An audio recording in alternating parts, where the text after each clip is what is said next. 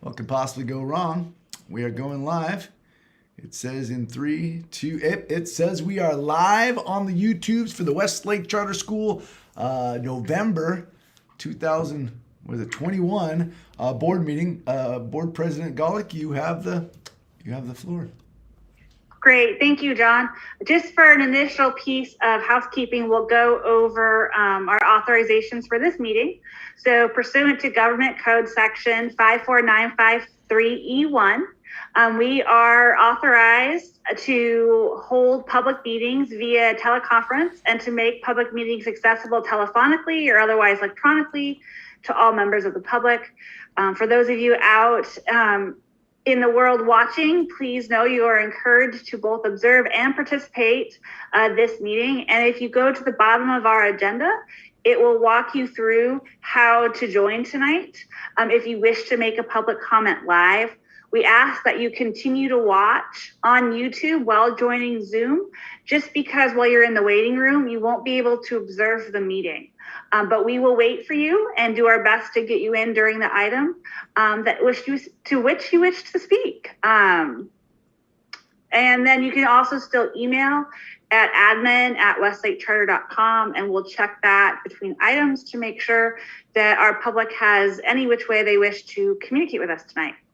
With that, Amy, will you please take the roll? Yes. Hope? Here. Sean? Here. Josh? Here. Michelle? Janie? Here. Lila? Here. And Shannon? Her computer, whole thing just crashed right now. She's probably a little stressed. And Jed? Here. And we'll welcome Shannon whenever she can join, but certainly acknowledge that technology still gets the best of us. With that brings us to celebrations. Oh, look, there she is. Yay. Yay. But again, if it doesn't work, it's all good too. Celebrations. I'll start with Janie and then Lila. Sorry, I'm just going by the pictures on my screen, Janie. No worries. I'm going to celebrate again our subsystem that we have worked out, problem solving. And I didn't mention that Steve was also on the list to sub, and I'm really excited. I would like to be the first one that he subs in my classroom. Super cool. And yeah, we have created a sub spreadsheet, and it's really helped out in just celebrating problem solving at Westlake. I know you're not in 5th grade anymore, Janie, but I think if Mr. Corvink comes to sub in your class, he should come as King George. I think that would really, the kids will remember it, and it will be like this, memory piece. We do ancient history, Hope, in 6th grade, so maybe like a pharaoh. He would also do well in that kind of a getup too. So I think. Yeah. What about Roman? No, yeah. I'll have Megan work on that. I'm sure her AP World History will tie in nicely to getting Steve ready to sub. Lila and then Jed. I'm going to celebrate 2 students here at the high school. I won't name them, but they are on my heart today. They are former students I had in 7th grade, and one student is just a total club leader powerhouse, and it is so unexpected for a club I'm advising, and she is just one step ahead of us in terms of what she wants the club to accomplish and what she wants to do. And then the other student who is just on my heart is a student who I had 2 years ago in 7th grade, and the year didn't end the way that we wanted it to end. And with the pandemic, and he came and he said, "I'm so happy you're here, and I'm so happy I'm here so we can have a second chance." And I have a note from him on my computer, and it says, "Hi, hope you are having a nice day." And it's just, it just means a lot to me that we have a high school where we are getting to see our students grow at another stage in their life.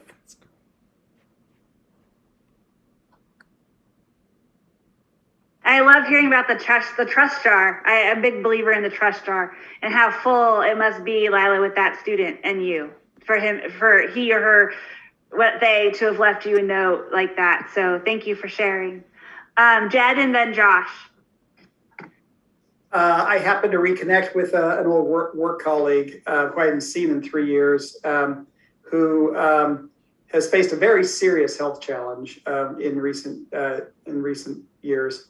But was so fortunate as to get his daughter into Westlake for 9th grade. And he's just talking about, oh, Wallace, man, you said all your stuff about charter schools, and yeah, that charter school, wow. And it's meant so much to us, given all of the challenges he's gone through and all that. So just brought home in a personal manner, just what a difference the high school is already making in many people's lives. Thanks, Jed. Josh, and then Shannon. Yeah, thanks, Hope. I want to celebrate BASE and the after-school program. I think things are going really well. My kids are excited to go to the basketball games on Thursday. And then just today, as a compliment to Allison, if she's listening, I heard parents discussing how their kids want to go to BASE longer, how they're really enjoying it. And it's kind of a cool thing. The kids are excited for it. It's expanding every day and providing everybody new opportunities. And I just want to take a minute and celebrate BASE and all they're doing. Thanks, Josh. Shannon, and then Sean.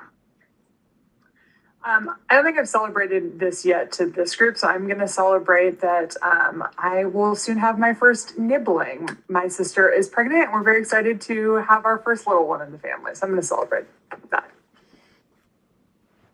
Yay, babies are fun, especially when you can give them away and they visit. I love my baby, but being an aunt is pretty cool. Sean, and then Amy. So I will use a different one because I think I stole Amy's last time. So maybe if she wants to use the same one that I did. So I will celebrate community. It was kind of cool when I was sitting giving out candy on Halloween. I decided to do that outside for COVID purposes. And I saw or interacted with a board member, a former board member, and a family who is associated with the board, just in the process of doing trick-or-treating. And those are the people who said hi. It's possible that other people were incognito, but it's really cool that, we're here, we're there, we're all around in the neighborhood. Thanks, Sean. Amy, and then Steve, if you want to celebrate. So I will celebrate this with Sean on our behalves. Together, we're going to celebrate this. We are super excited that NUSD is going to have a vaccine clinic for 5 to 11-year-olds. Sean is even happier because she got her booster today. I'm totally outing you. Sorry, Sean. I got mine a couple weeks ago too. But we are super excited that the kids in our community, 5 to 11-year-olds, are now going to be able to get their vaccines on November 12th. If you want to come hang out and help support them, I'm looking for volunteers. So we're celebrating vaccines. Science, #science. Yay. Steve. Yeah, we'll just double dip real quick on the subbing piece. I saw Miss Erickson in the parking lot one day, and she also mentioned hey, can't wait for you to get it, so you come on up. So yes, whatever is needed, we're all in, and we're all here to help. This other celebration, though, really is the athletics award ceremony that took place last night in the back part, the Oasis of East Commerce. We had a number of Explorer athletes out there, both from boys soccer to girls volleyball to co-ed, cross country. And it's great just to see families out there socially distanced at their own table, coaches out there presenting awards to our athletes. So it was just a lot of fun. It was a great evening. Thanks, Steve. I'm going to celebrate actually the governance team. We had a really good meeting and are willing to dig in and figure out the future of the board and how to go about recruiting members and the process it takes. And just, it's really nice to have such a solid group to plan for the future with. And so I just wanted to celebrate them. John, this is that awkward point where I realize you have plenty of celebrations in your presentation, but I'm sure you have just one more where you want to share. I do have plenty of celebrations in my presentation, but I just want to celebrate, like Sean said, community.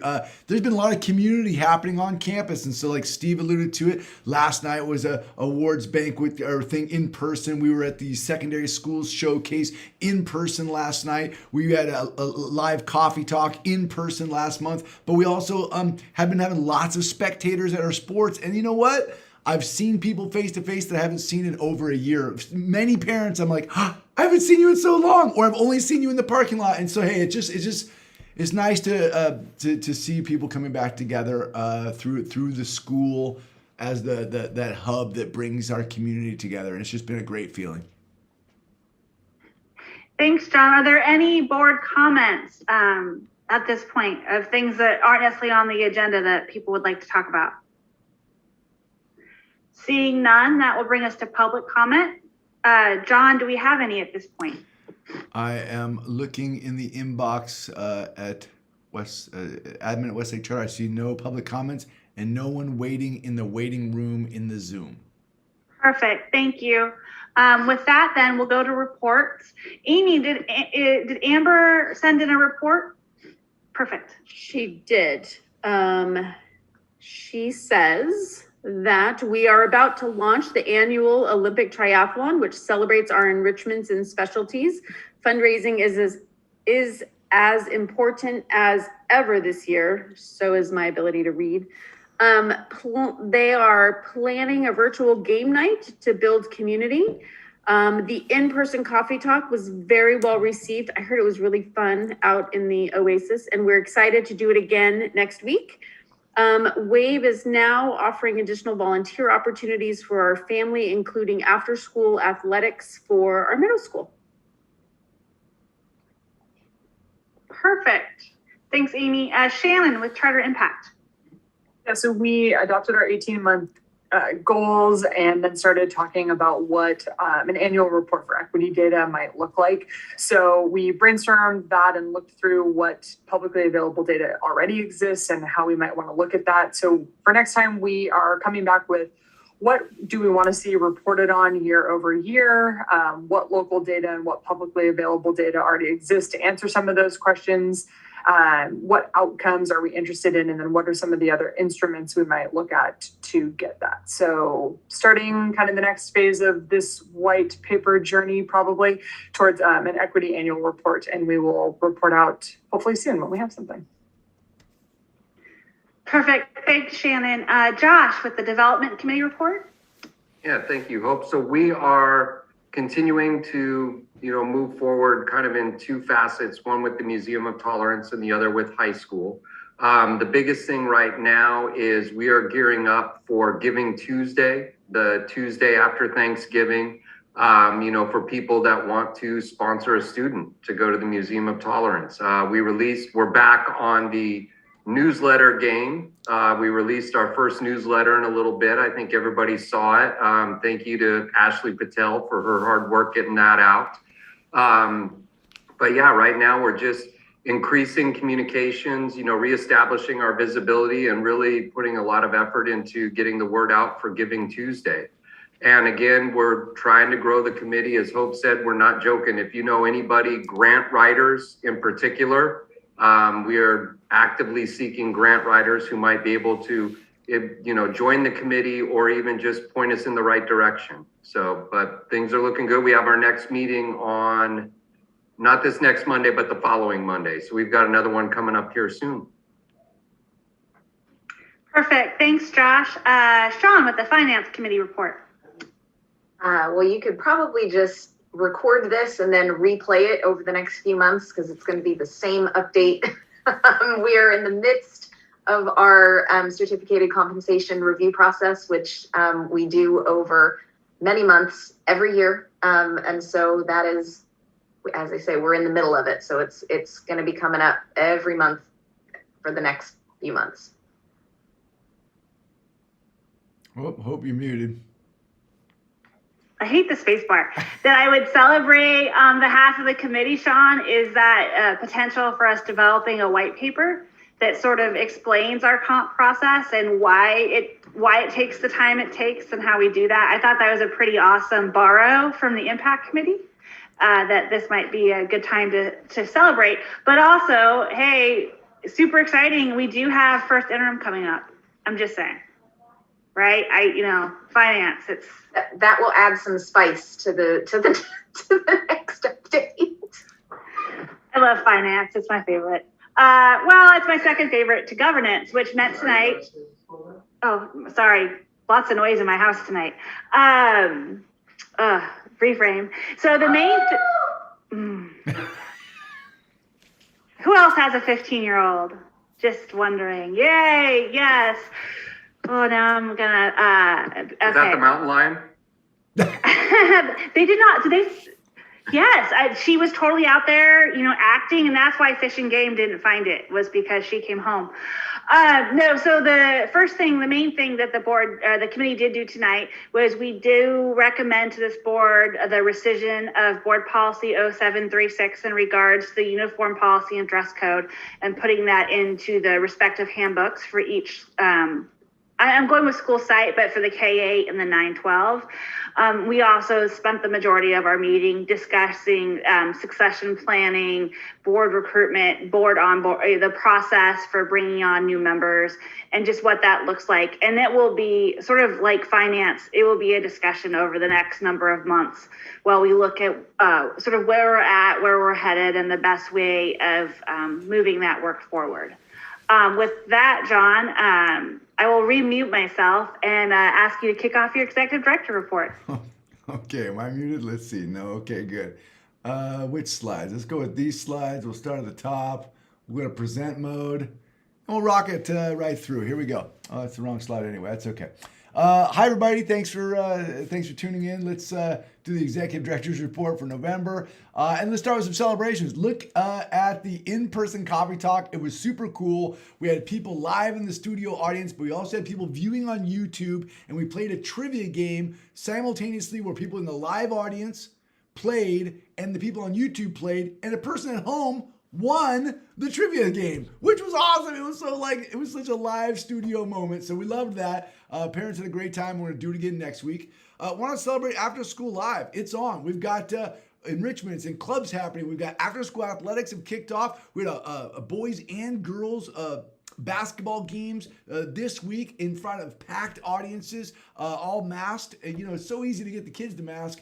The parents need some reminders, but they're doing great, and it's just great to have After School Live buzzing after school again.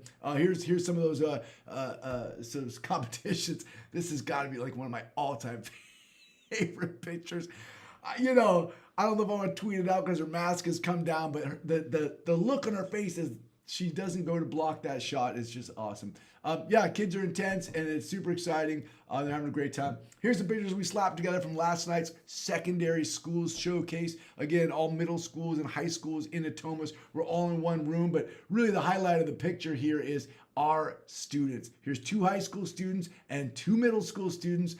You can standing next to Everest, telling our families or our community about our school, and the kids just did a great job representing our school. You all would have been so proud. They were answering questions accurately, but more importantly, they were answering them authentically, really like selling our school and telling the community why they love our school. So a really fun night last night. And a couple of club pictures. Every single student at our high school is enrolled in at least one club, right? So every single high school student is in at least one club. Several students are in more than one club. I did talk to a student yesterday who's in 4 clubs, which is great. But it's cool to see club life happening at, Westlake Charter High School. So got a music club rocking, got the drama club there, which is a collaboration with the NorCal, the NorCal Performing Arts Association, who's bringing in an outside director to maybe direct some of our drama clubs. So just really cool stuff happening at the high school in club life. And then look at this packed house. This is last night's outdoor athletics celebration, where all the athletes brought their families in and each athlete got recognized from our coaches. And it's just really super cool. What a great first fall season of athletics. Being at the secondary showcase last night, it was it just dawned on us that, you know, one of the real standout differences between our high school and the other charter high schools in the community, we think, is our academic program, the way we address personalization, our commitment to the balance of academic and social emotional. That's what we think sets us apart. But from the outsider looking in, people walked in and were like, hey, I hear you have like a full sports program. And we're like, yes, we do. So it's really interesting, the importance of supporting this athletics program for our students and for our draw within the community. And then here's a cool picture. Look at all the in-person pictures that are on the screen tonight, right? For a year and a half, I've been showing you pictures of Google Meets. Oh, here's us in a Google Meet. Here's another Google Meet. Well, look at the walking school bus during Walktober. All month long it was rocking. And this is the day that the whole first grade team really promoted Walktober, and a lot of first grade teachers and first grade kiddos out there during that day. Tons to celebrate, but let's dive in. I got a couple of strategic actions. I think only one update, and we'll try and get through it. It's short, so it means it'll be like an hour. What am I talking? I'm going to talk lottery recruitment, substitute teacher recruitment, and extended sick leave, a strategic action I want to tell you about. Lottery recruitment, right? We are in the midst of it right now. Lottery opens December 1st. We are planning to be in magazine, the Natomas Buzz. We are doing a paid Facebook target marketing. We are doing direct mailers, really targeting the 95833 with our postcards this year on a double dip round down there, but also mailing out our new Sacramento News and Review insert to all of the zip codes in the 95833. So, you know, it's a big mailing season for us, but we hope to be on everyone's doorstep and everyone's mailbox in those 2 months of December and early January, and hoping to see high recruitment numbers in the lottery December 1st through January 31st. Very excited about that and really appreciative of the whole team that makes that happen each year. Substitute recruitment is really important to talk about because, you know, I've talked about it here a couple times now, but staffing is probably the number one issue that administrators and leaders in education are talking about today nationwide. I see Jed nodding. He rubs elbows with a lot of people in this business. And I'm telling you right now, I've never seen anything like it, and everybody I talk to has never seen anything like it. And I'd like to give a big shout out to all of those who work at Westlake Charter School, who are, you know, boots on the ground, making this place happen every day. And the fact that we're all working together to get through this year together, and reestablish what school looks like. This is incredibly challenging work this year, more so than I think people are aware. And not having substitute staff to fill in for us when we're not here is incredibly difficult. We've just never seen anything like it. So we have really pushed hard to make sure we can recruit more substitute staff members. And we had a goal initially about a month ago, I think I told you about it, that we would have all of our planned maternity and paternity leaves filled in advance, and have 6 substitutes in our list who would pick up the phone when we called. We often have substitutes who don't pick up the phone when we call, so we don't really count them. We also have some that will only pick up the phone and say, hey, I'm only available on Friday. So we have some sub-analysis that says, hey, how many maternity and paternity leaves are going to need to fill between now and the end of the school year that we're aware of, and utilizing subs for those. Do you have at least 6 over here to call upon? Well, you know, like a month ago, the number was more or less 0. So things that we've done is we've done some analysis on the substitute pay, and we've increased the sub rate to $20 and $25 per hour, which makes us much more competitive with our surrounding area. We've done some targeted Facebook marketing, and that's drawn in a couple. We've done heavy parent recruitment. And I got to tell you, I don't know anybody else that's doing this, but it is yielding some incredible results. I have never in my life said, hey, let's recruit parents to be substitute teachers. And thank goodness somebody came up with that crazy idea, because it's working, and we've got some great parents who are coming in, and I'll show you that on the next slide. But boy, that's thank you, parents. We need you to keep coming though. Don't think we're out of the woods yet.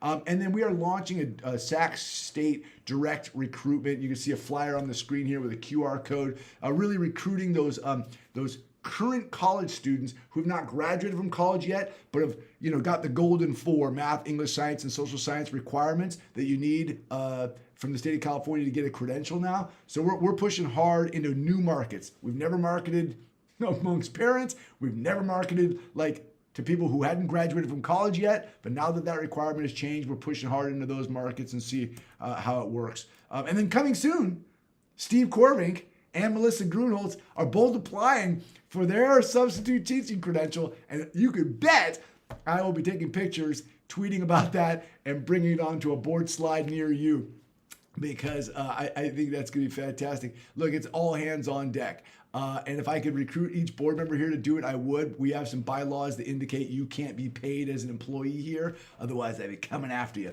But we're out there looking, and the Steve Corvink and Melissa Grunholz is partly tongue-in-cheek, but it's not. Like, if there's a person on this staff who can get a credential, we're helping them get a credential so we can get them in the classroom. Just want to show you some results. We have 5 full-time on-staff subs right now. 30 days ago, we had 0. That is really good news for us. We have 5 partial week subs, meaning, I can work on Tuesday, Thursday. I can work on Monday. We have the amazing Mrs. Arzaga, who can only do art class, which I love that about her. But she's been on campus a few times, and I'm like, you are welcome every day. We love Mrs. Arzaga. We have 3 daily subs who are like, hey, I can be here every day, 5 days a week. I will pick up the phone when you call. That's great news. We have 2 parents who are waiting on clearance from the California Commission on Teacher Credentialing. I see I missed a C. It's not the CTC, it's the CCTC. The California Commission on Teacher Credentialing. So they're this close to getting a sub credential. And we have 5 in the tank right now that are in process, that we're trying to get them to the CCTC. So if those 5 start to push across the chart and we keep filling the tank, we could get out of the woods. 11 and 4 for a total of 15 on this slide are due to our recruitment efforts, right? 11 current and 4 in process are all due to direct recruitment efforts. We've never done this before.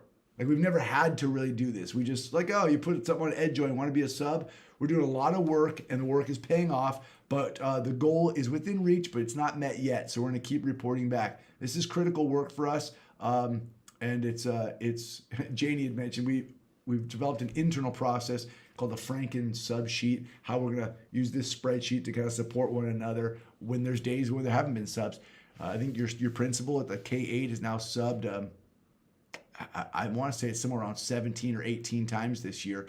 And, your TOSAs, all these, Ms. MacGyver's on the screen right now. She's been in the classroom so many times this year. We need to get our TOSAs back doing their job to carry the caseloads that they're carrying, get our principal back in the principal's office, carrying her caseload. We're trying to stabilize the place. This is incredibly important work. So keep spreading the word out there. We're looking for subs. Any questions on that, team? Cool. And then we wanted to share this with you. It's work that we're doing right now. California supplemental leave ended on September 30th. Westlake's extending the coverage for staff. We've made that decision, done some work around that this month, and we've determined that if our staff test positive, then the extended leave is available for them at this point, and that way their normal sick leave balance is not impacted. They just enter their absence in frontline, and we work on that between the employee and the supervisor, and we're retroing this back to September 30th. We just really had some conversations around this, thinking, well, if someone tests positive for COVID and we want them to quarantine, we want them to be honest about their testing positive. And so this is really a way for us to say, hey, look, we'll help you in that case. And so we just thought that was important to report out to the board. It's work that we're doing to make sure our staff commit to the health and safety of our community, and also, are supported in doing that. Those are my strategic actions. I only have one update. Any questions, thoughts, or concerns on any of those things? Cool. I had 2 updates. It was a health and safety update, and I built some slides around the achievement gap data. Last meeting, Mrs. Gibbons had asked, hey, thanks for the academic report, but could you bring back some data on the achievement gap so we can look at disaggregated data based on student groups. So I put together some cool slides. Mrs. Gibbons couldn't be here tonight because of an emergency. So if it's okay with everybody, I punted those to next month because I'd love for her to be present when we look at those. So I just have the one update tonight, and it's really the health and safety conversation. We're updating our health and safety guidebook for this weekend's edition of the Westlake Weekly. This piece is more just for the board, but we wanted you to know that we are fully compliant right now with the mandate to have every employee either vaccinated or engaging in weekly testing. And that includes our vendors, our vendor partners, our partners with Natomas Unified when they send over an HVAC technician, right? We have an agreement with NUSD that we know who is vaccinated and or is engaged in weekly testing. And it also includes our on-campus volunteers. So we have volunteers who are coaching basketball right now. Well, if you're going to be on this campus coaching basketball as a volunteer, you have to comply with the same regulations that our teaching staff and our classified staff do. And so we're fully compliant there. We feel really good about that. We also I'm sure you're all aware, but we thought we'd throw it out there that the COVID, it says COVID-12. I don't think that's real. I think it's COVID-19 still. My goodness. The COVID-19 emergency use authorization has been come around for children ages 5 to 11. And with that in mind, then we know that the vaccine will be required July 1st or January 1st of the following year, after receiving FDA full approval per the governor's directive. So I just want to put that out as an update for the board. Like, it's something that we have to be aware of, that the governor's directive says once this vaccination becomes fully approved, that triggers either a July 1st or a January 1st vaccine requirement, along with the other 12 vaccinations that are required for regular school attendance. I want to put that out there because I think it's a conversation our community at some point wants us to have, and making sure that we all are aware that it's coming up. John, may I just chime in real fast on that piece? Absolutely. So that is, likely quite a bit of time away. So it's not like you can't stand that, can you? I had to update it. It was killing me. Right. I totally understand. Right. And that it too is likely to come in phases is what I'm hearing. And so we might see 16 and 17-year-olds being approved first, right? And then the 12 to 15s and then the 5 to 11. So for families out there who might be listening, it's still very unclear even for us when the FDA will give full approval, how they'll give full approval. I'm hopeful we'll have plenty of notice, but that was part of the reason why the governor went with July 1st and January 1st, is to make sure there was time. Amy, for many years, and she might still do it as dean of students, had to do all that TDAP follow-up. It's TDAP, right, in 7th grade? It doesn't matter, whatever the vaccine is, right? So it will probably be similar to that, right? Where we're having to contact parents in certain grades and reach out. And so I just put it out there for families that this is just informational at this point. It's a moving target that's sort of out of it. I mean, it's out of our control. Way out of our control, but that we are watching it and that we'll do it as the law dictates and the phases happen. Yeah. Sorry, John. No, you're good. You're good. And I appreciate you bringing the knowledge to the table on it. I just want to make sure I reported on it so that we as a board can have it. We can discuss it out loud, and I love the discussion. We are not sure what next steps look like. We're just reporting on what we're being told right now, and that could definitely change. Well, and families, I'm sure, are following it. And it's just one of those things that it cuts both ways, some who will want it and some who won't. And so we're sitting back and we're watching and waiting to see what the next steps are, just like everybody else. Yes, ma'am. Okay. That concludes my updates. I know we have closed session, a few things going on tonight, so I try to keep it short. Back to you, Hope. Thank you. Would you mind checking real fast to see if we have any public comments or anyone in the waiting room? Yes, there's no public comments and there's nobody in the waiting room. Great, thank you. So that will bring us to our consent agenda tonight. We have 4 things on, which is approving the meeting minutes from last month, adopting the findings necessary to meet telephonically or through this Zoom setting, accepting and approving the October donations. And then, like I mentioned during my governance report, rescinding board policy 0736 in regards to the school uniform policy and the dress code, knowing that both those items will be contained as necessary in their respective student handbooks. With that, are there any questions on items A through D, or is there a motion to approve? I'll move it. Thank you, Sean. Is there a second? I'll second. Thanks, Jed. And then, John, just real fast again, before Amy takes the vote, will you please confirm we have no public comment on this portion of our agenda? I'll just refresh this screen real quick to make sure. There are no public comments in the inbox, and there is no one in the waiting room. Perfect. Thank you. I just want to be sure that everyone gets a chance to comment if they'd like to. With that, Amy, will you please take the vote? Yes. Hope? Yes. Sean? Yes. Josh? Yes. Jamie? Yes. Lila? Yes. Shannon? Yes. And Jed?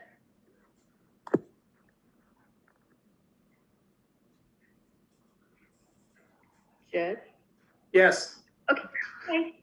I wasn't sure if you were frozen there for a second, Jed. You were remarkably still. With that brings us with our one other action item for this evening, and that is accepted and it should be approved and not approved. Apologies for that. Typos everywhere. John, we're on the same team. For the 2022-2023 academic calendar. At least I think things are numbered in the right order this month, so I've made strides. You have a slide? Perfect. I do. So to be clear, we typically accept and approve the calendar in December. So if anybody wants to bump this item to next month, that's totally fine. But we do have this calendar ready. You had a chance to take a look at it. This is how it aligns. We have an alignment issue with NUSD. They have not released that calendar. So we don't know about next year's alignment with NUSD. I think they're still working on a 2-year calendar deal. NP3, we do overlap for fall break and winter break, but again, not on spring break, just like the current year. And Natomas Charter School has a draft that hasn't been approved yet. It aligns, except we're 1 week off in winter break. They, if you look at the calendar, we're late in December through that second week of January, and they don't align. They butt up this way. So we are out of alignment with Natomas Charter School on winter break, and they are even having a conversation about moving their October break, from my understanding, to the second week instead of the first week. I don't know why they would do that. My birthday is in the first week, so I don't know why they would do that. Just kidding. They're talking about doing it because of an academic calendar alignment piece, but I'm not sure that's in their draft calendar. It was just a conversation they had going. You can see the K-8 academic days are very balanced, and in the high school, same as this year, you're a 10-day kind of misbalance, but a lot of that's gobbled up by testing in the second semester, so it still comes out pretty balanced. Any questions or noticings or wonderings, or you can certainly make a motion if you want. John, I was curious. Did the high school conferences work out well, being the week right after break? MacGyver, do you want to speak to that at all? I mean, I could. I think it worked out well, from what I could tell. We did one week because advisory is so short, where they did prep in flex blocks. So there was some prep that had to happen beforehand that we kind of had to figure out where, but we were able to put it into the schedule pretty easily. Cool. Yeah, I think attendance was very high. And I heard good report outs about the student-led piece of it. So, yeah. I just only asked because I remember that being a wonder from last year, right? The prep and leading into it. So seeing it repeated again this year, I had assumed it must have gone okay to still make this calendar, but I wanted to make sure. And then just so I entirely understand, so essentially, right, Natomas Charter at this point would be going back roughly on, say, January 2nd or 3rd. right? Whereas we would be out that full week. That's right. That's right. Okay.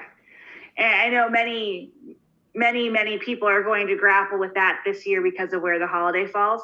So as long as it's aligned with our academic program, I'm good with whatever the school would need to do on that point. Yeah, I mean, if we follow the Natomas Charter School plan and slid that winter break back a week, it would make either your semester flop over into January, or shorten that semester to 80 days and 100 days, which would create somewhat of a significant imbalance that we think.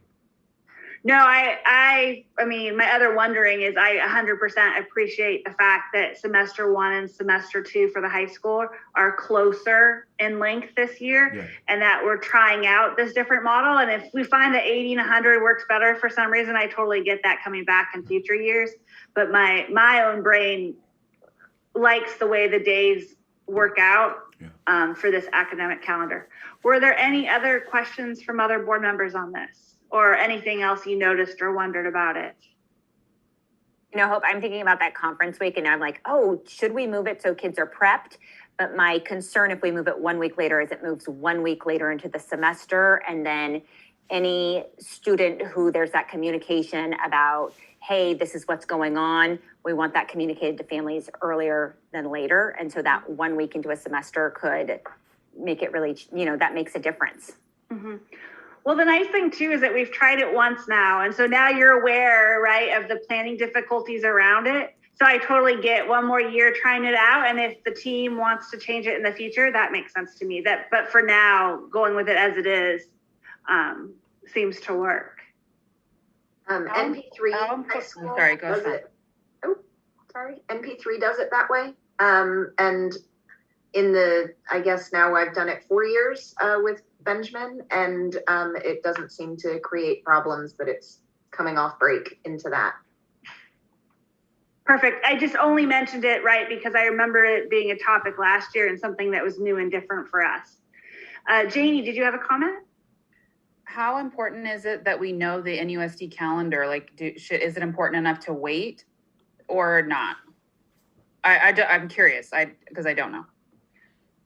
I mean, in the past, John, correct me if I'm wrong, we do try to align some of the breaks, Janie, so that families can take time off together. Traditionally, our start dates are normally pretty close. The winter holiday break should overlap at least a week, right? It could be something like Natomas Charter, but overall that week will be there. Spring, we've not aligned at all before, and that's been fine because, again, of our academic program. So I think it's information that's out there, but at the same time, just because of how the calendars are set up, I don't anticipate it necessarily being something we need to wait for.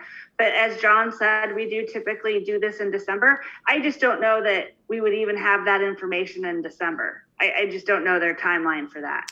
Yeah, and I apologize. I should have dug deeper to find out when they were going to, when they were going to plan to approve their academic calendar. Because theirs is quite a process to go through the different bargaining groups, all the different groups they need to go through to get their calendar approved. And with everything else going on, I'm not sure. But again, like John said, it's something if the board wants us to do, we can. But otherwise, we can also approve it. And if John really does need to bring it back for changes, that's not something that he couldn't do, right? So we could approve this now with all intentions moving forward. And if something major came forward, it would just come back to us if it needed to be changed. We've done ministerial adjustments before to certain small errors that are on the school calendar as well. So we just would have to see if it rose to needing to come back.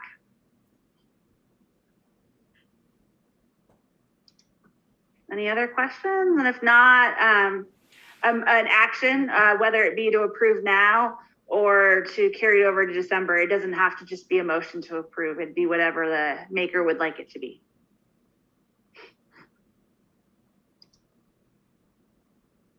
I will move approval. Thank you, Sean. Is there a second? I'll second. Thank you. Amy, wait, before we vote, John, John, do you have any public comments or anyone wishing to speak? We thought at the same time because I was like, oh, we better check comments. I see none in the inbox. And let me just slow down and find where I lost the little chat group thing here. Uh-oh. Whoops. Let's see. Sorry, participants. There it is. And no one in the weight room. Great. Just real fast, I did bring up NUSD's calendar for this year, just to sort of, Janie, to compare for purposes of your questions. And because of COVID and everything else, it appears they only have a 1 week break for the holidays this year anyway. And so, or it's quite odd, actually. Oh, it is 2 weeks. I don't know what I'm looking at. Either way, it'd be very close to this. With that, Amy, will you please take the vote? Yes. Hope? Yes. Sean? Yes. Josh? Yes. Janie? Yes. Lila? Yes. Shannon? Yes. And Jed? Yes. Just for the record, NUSD threw me off with their little guide because they didn't actually take a day off in January for their holiday break. So it threw me like, it's only December. Wow. But no, it's just how it felt. With that brings us to our first discussion item for tonight, which is the Educator Effectiveness Block Grant Funding Plan. That sounds like a Steve thing. It does. It is a Steve thing. That's right. It's for board members who have been on for a while. It's a blast from the past. You may remember about 6 years ago in 2015, Governor then Brown released some Educator Effectiveness Block Grant funds. Those have since been spent and sunsetted. And now Governor Newsom has kind of followed in some similar footsteps and also offered this categorical pocket of money under the same title. So you can see in the brief, the funds coming to Westlake this year, just a little more than $230,000. And you can also see in the brief, there are a number of reasons and areas where it can be spent. So everything from induction supports, onboarding, professional development, providing trauma-informed services and supports to students, UDL, school culture. Again, it's really, really broad. We had heard earlier on in this year that the CDE was coming out with a plan or template that we could use. Then a few weeks ago, they kind of pressed pause on that. And so each LEA, each school district and charter school can come up with their own templates. So essentially we said we will take the funds that are given to us and spend them in accordance with what is outlined in Ed Code for them to be spent on. Again, primarily focused on a few key areas, including culture and PD. So part of the receipt of this funds was that it had to be brought forward to the board and every board in the state as a discussion item, and then brought back in a separate meeting for action. And this all had to get done and buttoned up prior to the end of next month. So the state timelines for this are particularly tight, so which is why they're coming up tonight as a discussion. You'll see this come back next month for action. And so I'll take any comments you have on the brief or any comments over the next month prior to next month's board meeting. I just had one real fast, and I don't remember reading it in the brief. Do these funds, like, what is the time frame for full expenditure of these funds? Yeah, so I think these are 3-year also. The previous plan was a 3-year plan, and I believe this follows that same cadence. Okay, so it'd be a one-time receipt of the roughly $231,000, and then we would have potentially 3 annual cycles to fully expend them. Correct, and we can expend them all in 1 year. We can stretch it over a couple of years, and again, I believe it's 3 years. That's what the plan was last time, and I can confirm that prior to next month's meeting too. I just want to make sure we understand the time frame and then maybe more so for finance at this point, right? How that fits into the fiscal planning over the next number of years. And we'll see in first interim too, there are a number of one-time pocket funds coming to the school. We talked a little bit about it during last month's board meeting, and this is one of those one-time pocket of funds coming in. There's another pocket for special education and learning recovery. There's a pocket for early learning opportunity program. So there's some different one-times coming our way too. Yeah, I never obviously would ever say no to one-time funds, but they sure do make budgeting an interesting challenge where you can feel flush one moment and then feel very not flush, we'll go with the next. Were there any other board comments on this item? Okay, seeing none, I'll just say feel free to reach out to Steve if you do come up with any questions over the next month. And then plan for this to be a future agenda item at our December meeting, along with the first interim, which was just mentioned. With that, we'll go to discussion item number 2. Oh, actually, John, before we move forward, did we receive any public comments on the block grant funding? No, ma'am. No public comments in the inbox, and nobody in the waiting room. And actually, Hope, before we jump on real quickly, I just looked it up. They can be spent through fiscal year 25-26. So it's a long horizon. Wow. That's cool. It's a long time. Long time. Which is great, but then also not, because then it kind of hangs over you in a way. But either way, that also means they can probably audit you that entire time. So fun. Just my 2 cents on audits. That brings us to goal setting, strategic plan, and operational goals. And John, I know you have slides on this one. I do. So let me bring the slides up. We'll put a little timer on. We'll do a little discussions, a little workshop style, and then we'll take good notes and we'll come back. We're not going to take any action. Obviously, we're just going to work as a team. So kind of a 18-month horizon conversation. You know, we're already in November now. If you had an 18-month goal, you'd take it from January 22, this January coming up, and you'd come all the way around to June of 23, rather than a one-year goal. Give ourselves a little time to accomplish some things. A couple different buckets of goal areas that Hope is kind of been working on. A big shout out to Hope. She's done some really good work here. Number one is legitimate board goals like we've had in the past that are kind of a high level direction to the school, like really that 40,000 foot visionary directing us back to the strategic plan. What should we operationalize? All of you filled out a survey last month that helped Hope and I kind of craft out some potential goals you're about to see, and we're going to want you to rip them up, tear them apart, and put them back together. But this second set of goals is kind of, we'll call them board administrative actions, and they're really intended to improve our productivity as a board. So goal area 1 is us as a board creating some goals for the school, how we move in this school forward out of our current position into wherever we go next. And the second level is administrative actions for us as a board. How do we improve our own practices? So we can look through those, and I'd love to show you the 3 board goals one at a time. Love for you to rip them apart, add feedback in real time. And these 3 are proposed, but if you've got a 4th one, a 5th one, something that you've been scratched on, we'd love that. You can enter that tonight, or if tonight's conversation leads you to scratch something on a bar napkin tomorrow and you're like, oh, I got one, you could send it in and we'll bring it back to next month's meeting.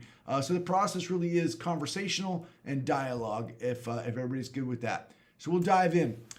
First one up is straight aligned to goal area 5 of the strategic plan. As you recall, goal area 5 is Westlake Charter School students will demonstrate social, emotional, and academic readiness as global citizens by embracing inclusion, diversity, equity, and cultural competency. So here's the goal aligned to goal area 5. Create a systematic approach to analyzing processes and outcomes through the lenses of inclusion, diversity, equity, and cultural competency. Kind of, Shannon, sounds a lot like the goal in impact. So maybe we're overlapping, maybe we're double dipping, not sure. But deliverables could be an annual method to explore data using the lenses of inclusion, diversity, and equity, looking at the achievement gap, discipline gap, attendance, other factors for many different groups. Disparities should be evaluated regularly, and strategies should be developed to help address areas of concern. Floor is open, tear it apart, build it up. What do you got? We could do a whip around structure, or we can do just an open floor.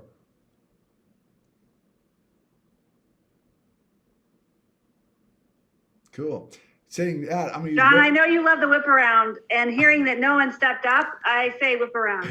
Yeah, so you can pass. I got nothing to add, but silence is acquiescence. If you don't say anything, it means you love it. So I'm gonna start with MacGyver because she's right in the center of my screen. I'm gonna go MacGyver, Josh Carell, and then Janie Leggett. MacGyver, what do you notice? What do you wonder? Something to add or take away?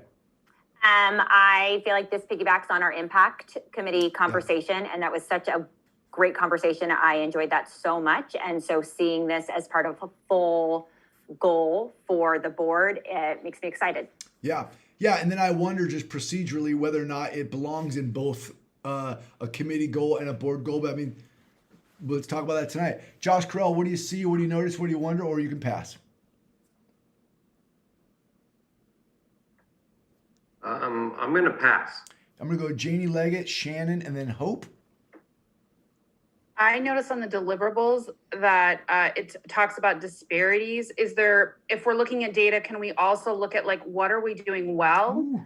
Right? Like, I think if we're going to balance that, we should also talk about, hey, this is what we're doing right. Yeah, 100%. If you look at our achievement gap data from 2018, when we submitted our charter, we were ranked, our African-American students were in the 80th percentile amongst all African-American students in the state of California that year on CASP testing. So like, yes, we did have some achievement gap issues, but there's something to acknowledge that we were doing well with that particular student group when it came to data divided or disaggregated by ethnicity. Great call, Janie. Look for glows and grows. Cool. Shannon, Hope, then Jed. Yeah, so to the having it in both, I mean, I would need to look at the language again to see like how similar they are, but I think it does make sense to have them both because like the work theoretically that the impact committee is doing is to support the board goals and kind of like the organization as a whole. And so to the extent that like we can do some of the work that feeds into the goal, being able to like dive deeper on this goal and spend more time with it and reflect on it, but having a smaller group get more into the weeds, I think does still kind of fit. My one thing that we keep struggling with in impact is like, we think we know what we mean by equity, and then we go to try and like get a data point around it. And we're like, wait, what did we mean by equity again? Right. So I just want to, and again, maybe that's like impact has to define that first, and then we can use it just with the definition we all agree on, but want to be clear on defining that before we continue to use it in like every single document. Yeah.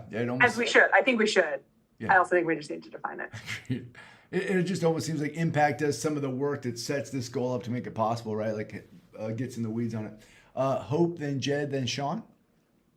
Well, and to build on that, I think we created the committees as a way to be extensions of the board's work, right? Because we come together once a month. It's impossible to get two topics this deep and at a real, I want to call it a difference-making level, right?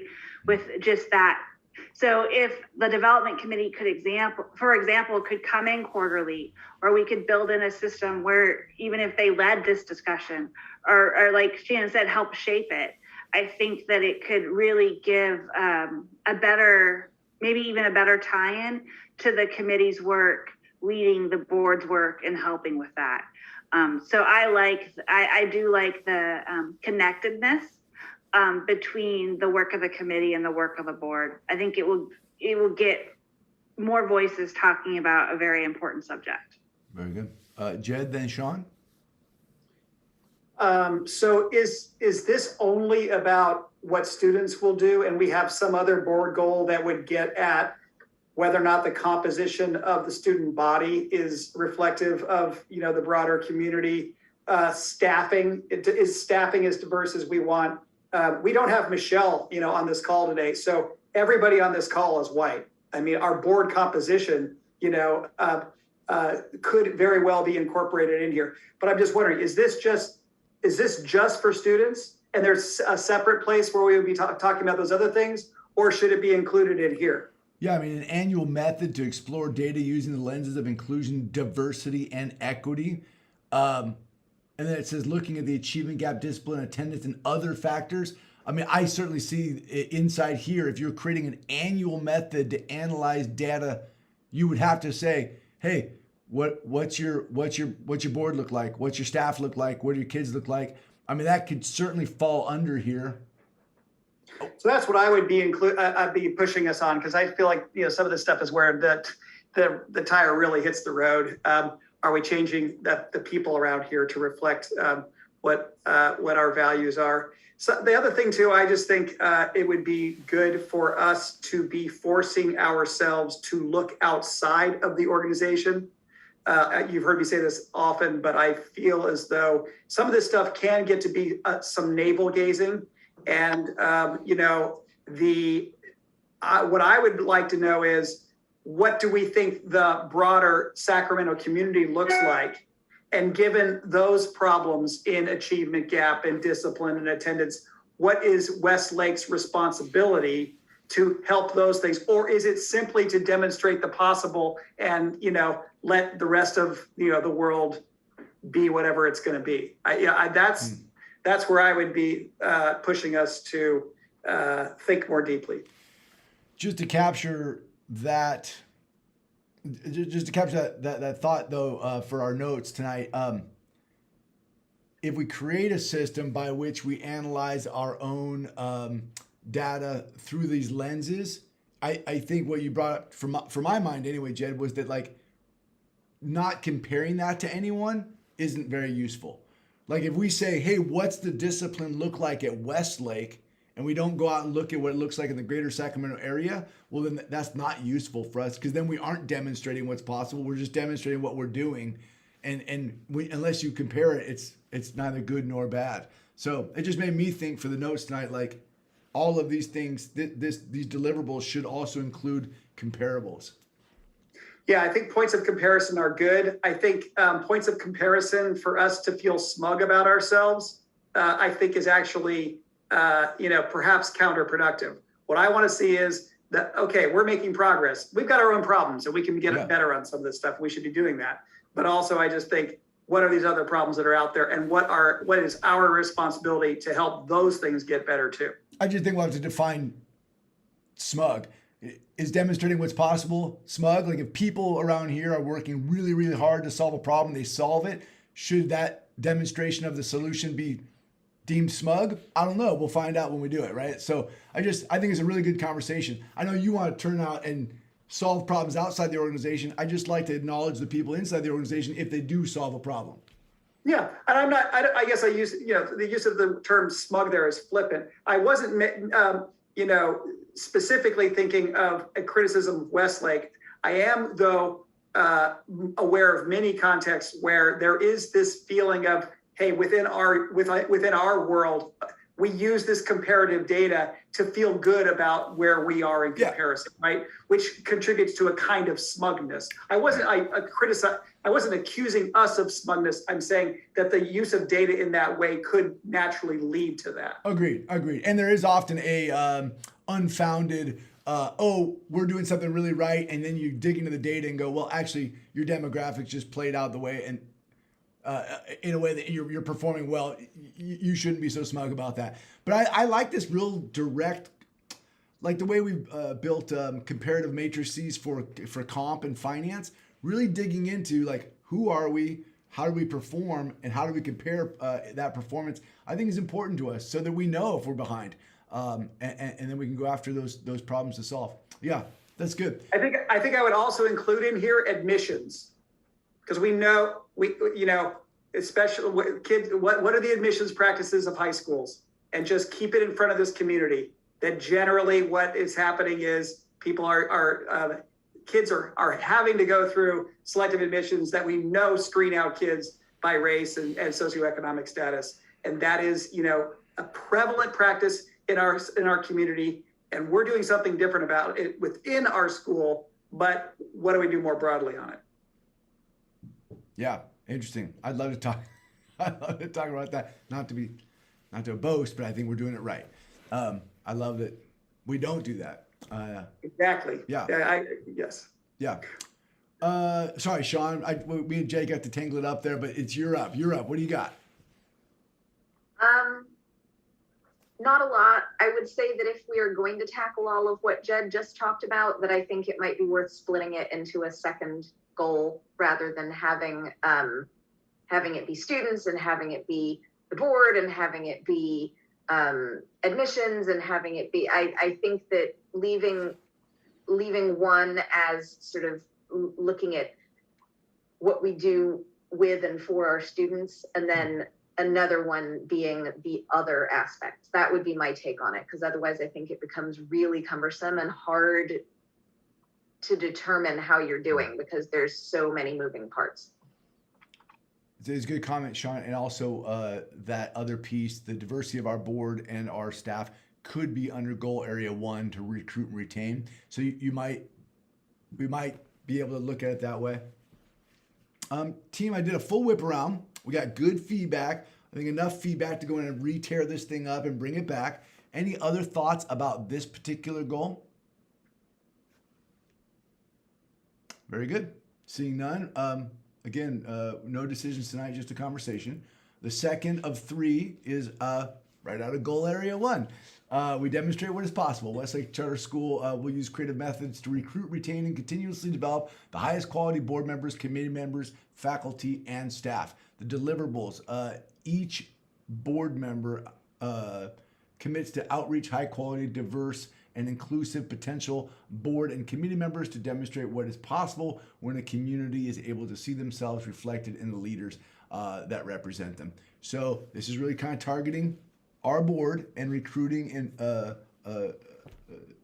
board members and community members who reflect the broad diversity of our community. I will just jump into the whip around again. And Sean, since you were the last to go, you get to be the first to go this time. You can make it better. You can tear it, throw it in the garbage, or you can pass. Or another option. Find a typo. I don't know. I don't think I really have anything useful to add to this. It seems good to me. Cool. Hope, then Jed, then Shannon. So this was drafted with the idea in mind that John and I, and as the governance committee looks at this, really needs the help of each and every one of you to make sure that we're able to achieve this goal. So it's one that uniquely calls on us as individuals to think outside the box and try to find the best, the highest quality, the most diverse and inclusive future board members and committee members. And so I'll just leave it at that. It's sort of that individual call to action. It really addresses the board portion of goal area 1, but Impact just wrote a white paper that should address the faculty and staff portion of that goal area 1. I wonder if it's woven in somehow. I just thought this built on that, John, was all right, because that piece we have that memo, that white paper, right, to sort of institute this next year, and I'm falsely assuming that Impact will look back at it to see if it's still working. So this felt like, so I mean, not to defend it, I don't have to, but this is just that sort of next step in the fact that you and I feel like we've heard this call to action. Everyone's responses to the survey called this to action, but now we need a way of implementing it. Very good. Very good. Jed, then Shannon, then Josh. I don't think I have anything additional to say. I think a lot of what I said on the last slide is actually applicable to this one, so I can just pass. Very good. Shannon, Josh, and Janie. Yeah, I think the thing I wonder is is built into this some way as a group to brainstorm what some of the creative methods for outreaching is. As someone who is the least physically proximate to this community, it's it just sometimes I feel like it would be helpful to me to brainstorm some of those things as a group, even though it is more of an individual call to deliver this goal. Yeah, good note. Good note.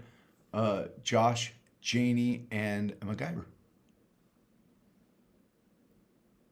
Yeah, so on this one, the thing that sticks out to me the most is I feel like we need to do a SWOT analysis of the board. What skills are we lacking? Where are we strongest? What opportunities are out there? So as we're, recruiting members of committees and people for the board, how can we also, broaden our horizons and strengthen, the board? If, not to say we would all do it, but we all go out and recruit the same type of individual to come and sit on the board.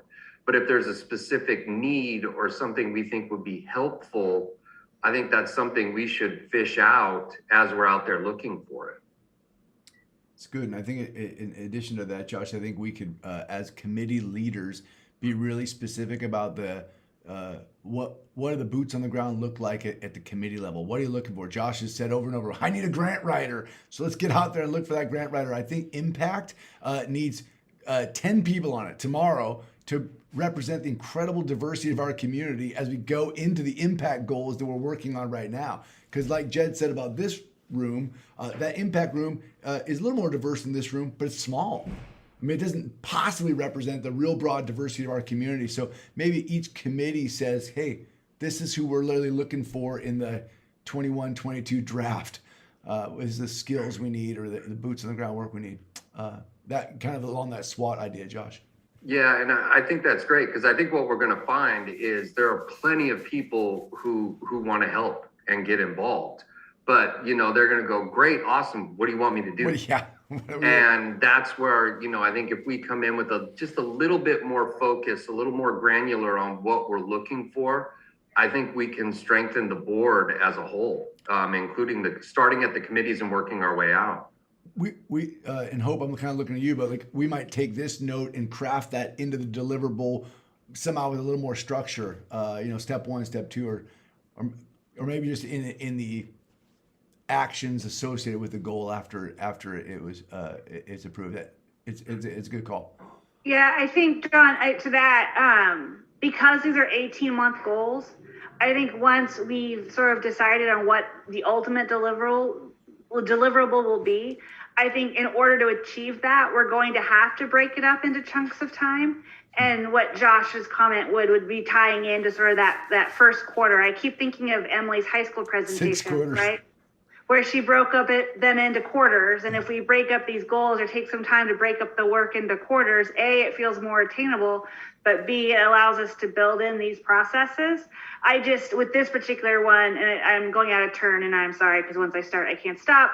I worry that there is a certain amount of need, I feel like, to fill the tank in terms of people. And so I just want to make sure that we balance that, right? The need. I certainly want mission and vision aligned people with the right skills to participate. So I don't mean to say that I don't, but it's sort of that it can't go too many quarters out, I guess is all I'm trying to say. Agreed. Janie and then Lila. I was just thinking about the fact that this is kind of interesting in that we're just focusing on the deliverable as the board is because I really feel like, especially as if we're talking about diversity and inclusivity, that it's really hard to be like, hey, we just are seeking out someone that's a person of color to come and be on our board. Like, first of all, I don't know. I think that would be a hard ask no one wants to just be that person.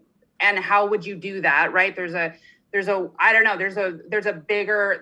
like it's a bigger thing. It's more about our community. It's about our faculty, our staff. It's like a whole piece. It's not just just the board. And the ask is interesting in that I don't know how I would do that, if that makes sense, and how I would do that in a way that's appropriate. And so those are kind of my thoughts around that. It's not as easy as the deliverable. You know what I mean? Yeah. Those are kind of my. Yeah. I think to Josh's point, until we define what a high quality board member looks like, then it's hard to, until you do that, it's hard to target high quality, diverse, and inclusive. So yeah, you're looking for people who reflect the broad diversity of our community, who would be high quality contributors to the work that we're doing. I think we need to define, like Josh said, what is it we're asking them to do? I think that would help you, Janie, because if you knew a grant writer, you'd be like, I know a grant writer, and I know Josh needs a grant writer. Yeah, good point. Lila MacGyver? I think my only wondering is, just as Janie was saying, this is broad with the board members, committee members, faculty and staff, and I'm particularly interested in that faculty and staff piece and thinking about where it is at the white paper and how do we make sure that that is part of the work we're doing still, if it's not at the forefront of our 18-month goals.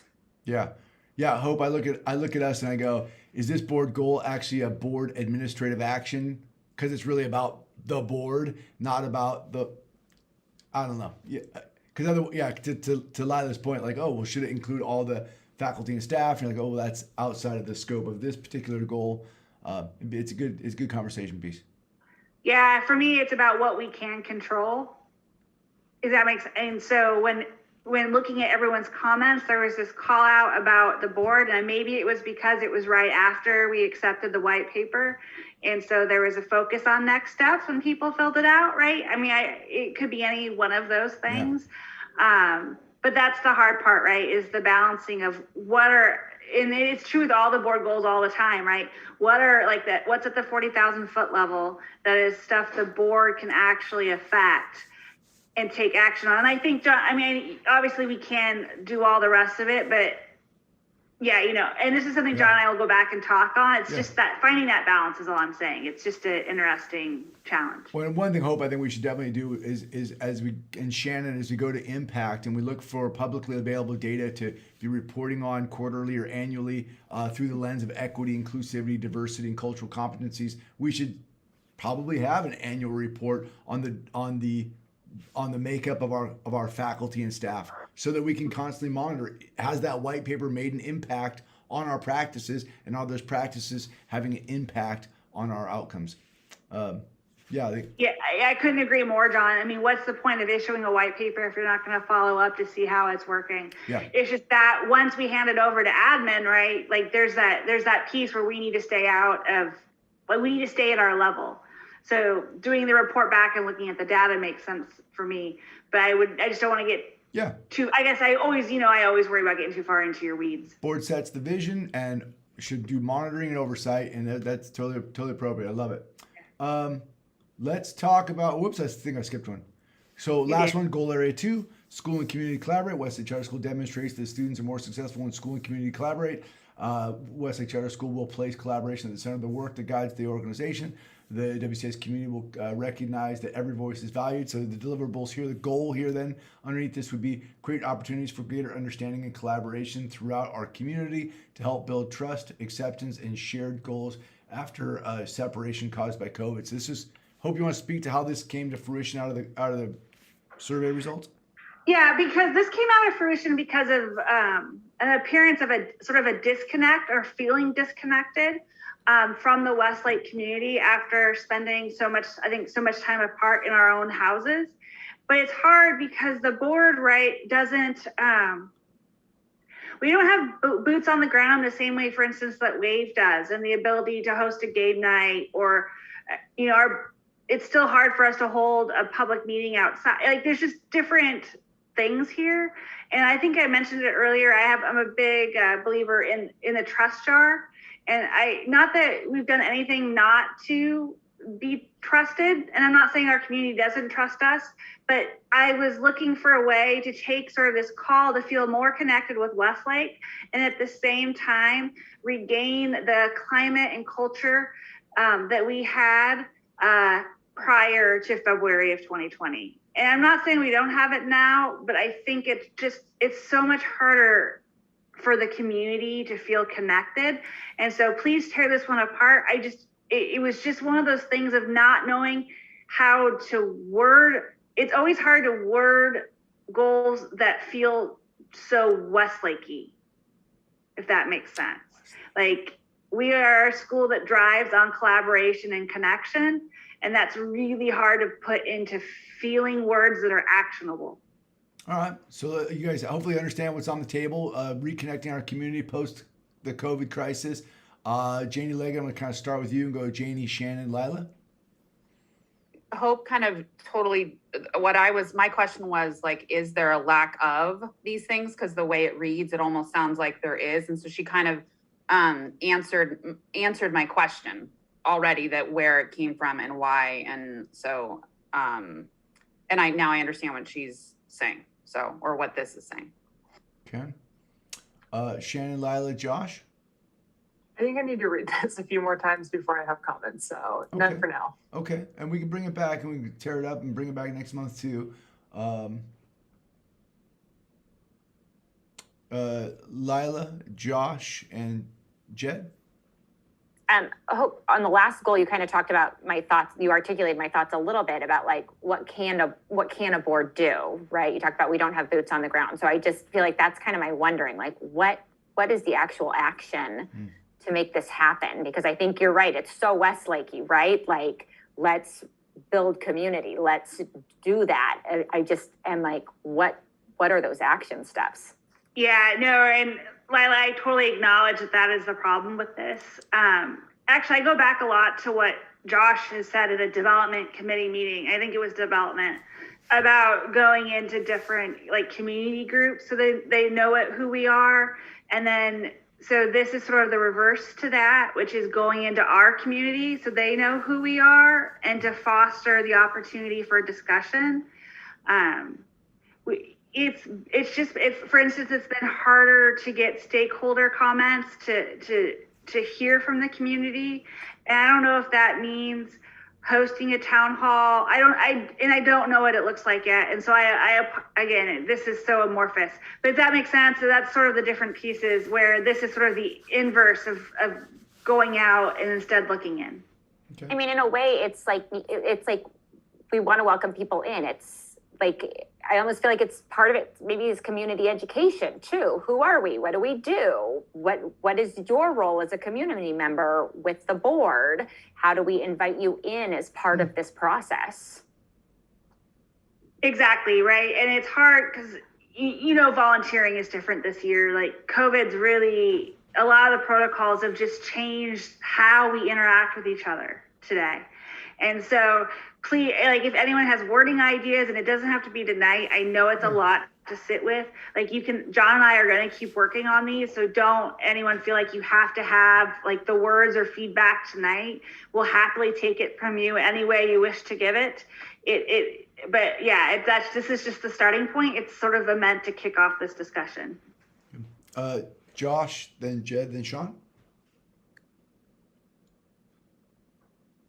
Yeah, this one's an interesting one for me because I'm still rolling it around in my brain. I feel like the best way to attack this, and Hope knows where I'm going. I think we need to project out instead of having, try to find a way to bring the people in. I think we need to find a way to, put Westlake out there a little bit more, even if it's in our direct community, students, families. How we do that, I don't know, but I think we need to be looking for opportunities to get out in the community more and project our values out in. I mean, somebody's got to hold their arms out and start, giving hugs.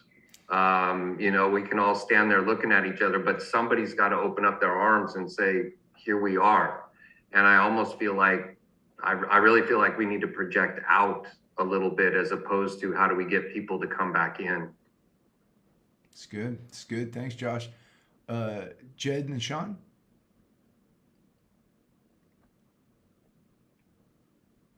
Let's see. I would just be interested in if there's a way to integrate this into the academic program and something that we feel could anchor it in some really meaningful way. I don't, whatever. This is just me. I have a pet peeve. I think that we have so much social history and local study that is needed, and that kids and high school students can literally, do critically needed social history study. Every school can build a museum, right? At Hooper Avenue, where I taught, I mean, the most I'm looking at pictures in my office right now. Most electrifying, work that we did. So we send the kids out to interview the people that owned buildings on Central Avenue. And Central Avenue was that jazz corridor, right, in Los Angeles. But man, when they just could see what had that building been 30 years ago, 40 years, 50 years ago. And, if there was anything that I should have done, it's to have curated what we learned through these interviews of these people, right? So that's what I would be recommending is there something that we can do integrated into our work such that we create some kind of museum, something, and the projects that we're doing really have a useful life outside of the classroom itself, in that, we create a community resource that is so valuable that people want to come and visit it, right? And they contribute to our research, and we contribute to a deepening of the appreciation of our own community through the study that we do, not only on the history side. Perhaps we could be doing it on the science side. Perhaps we could be doing it in terms of literally understanding what's going on with the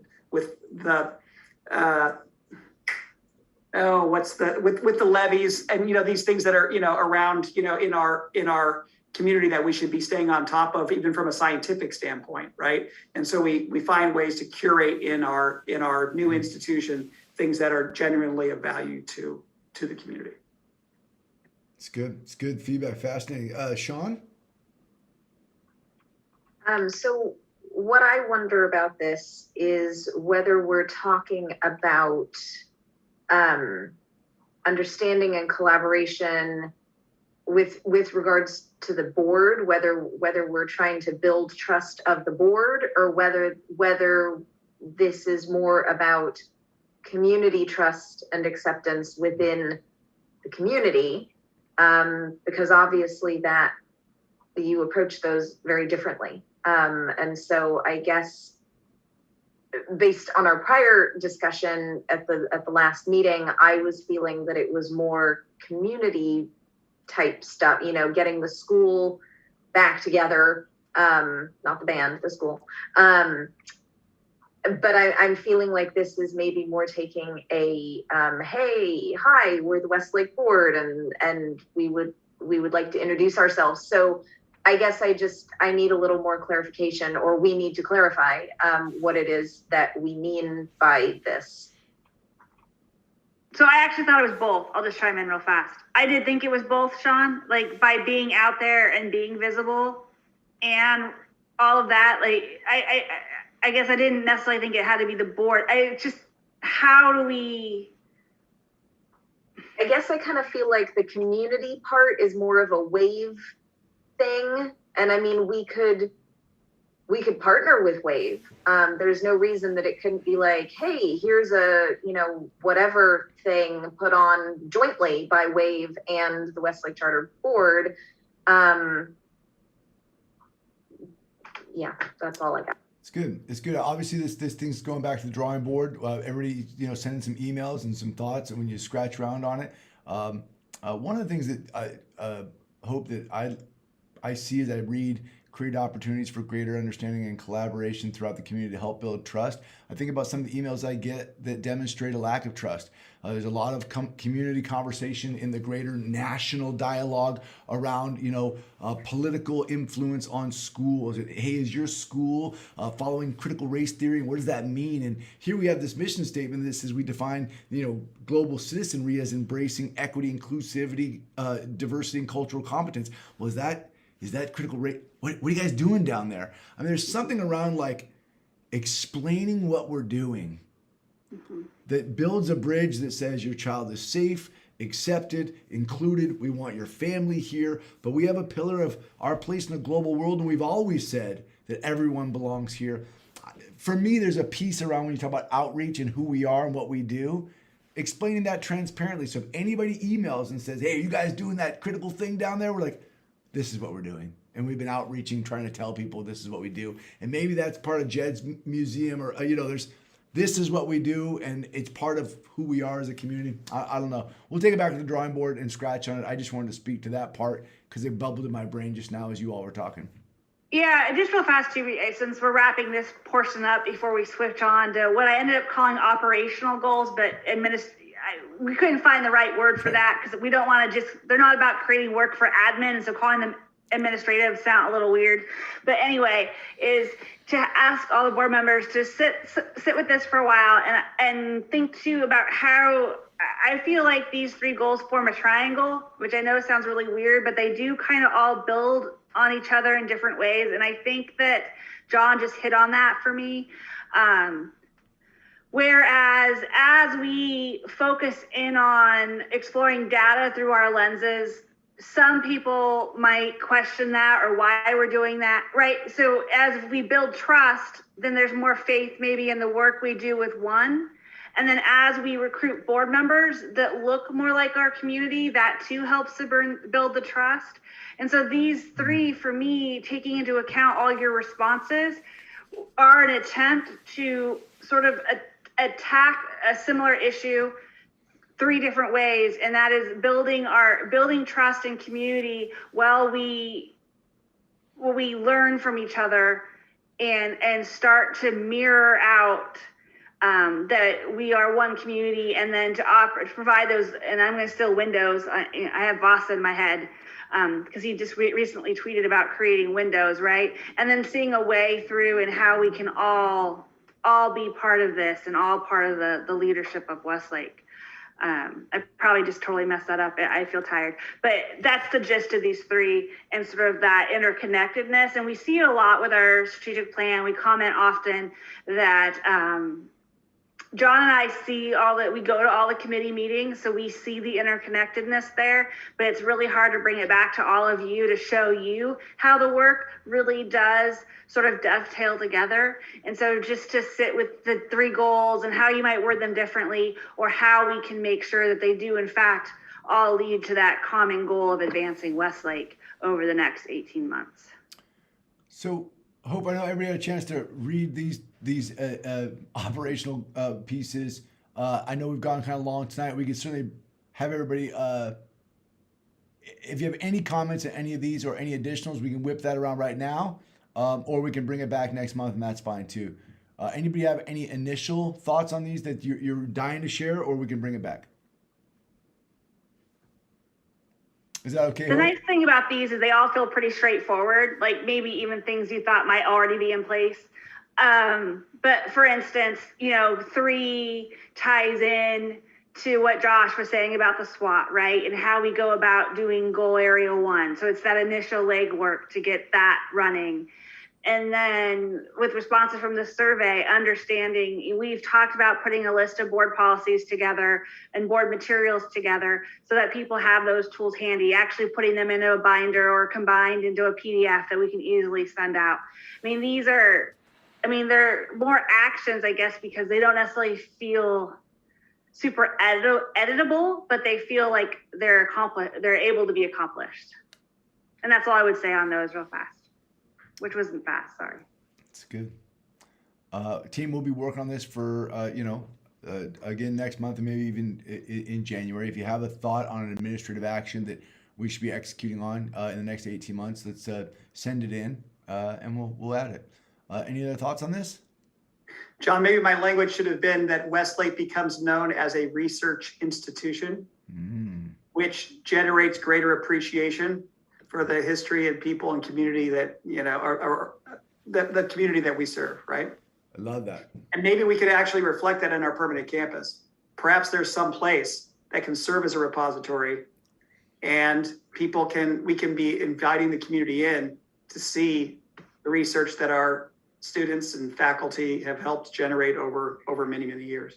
It'd be really cool to see that research repository reflect the innovative research like methodologies. Like, hey, it could be written, it could be video, it could be music, it could be like our children could produce these community stories in a myriad of ways with all their different talents, and they could be displayed in different ways. That'd be really cool. Yeah, I love that idea. Thank you. Sorry, I hope that's the end of the slideshow there. And before we leave this though, John, real fast, since we're going to be wrapping up anyway, can you please just check one more time for public comments? I am looking at the waiting room and I see none, and I see none in the email either. So for future agenda items, obviously goal setting will be coming back.